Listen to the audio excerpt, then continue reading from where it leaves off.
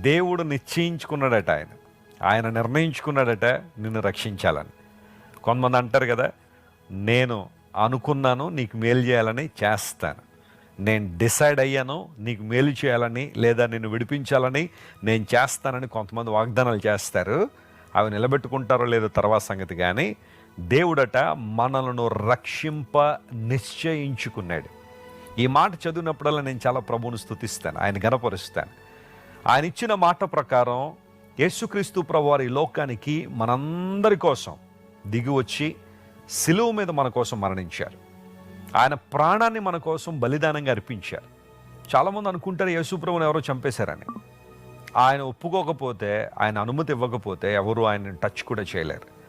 యేసుప్రభు ఎందుకు సిలువ మీద అంత ఘోరమైన పరిస్థితుల్లో తన ప్రాణాన్ని విడిచారు అంటే, మనందరూ కూడా జీవాన్ని పొందుకోవాలని, జీవాధిపతి అయిన దేవుని చేతిలో మనం జీవించాలనే క్రీస్తు ప్రభు మనకు బదులుగా మన నిమిత్తము ఆయన సిలువ మీద మరణించారు. ఆయన మన కోసము శాపమై అనే మాటను పౌలు భక్తుడు వాడాడు. మన కోసం, మన నిమిత్తం. యేసు ప్రభు ఏం చేసినా మన కోసం.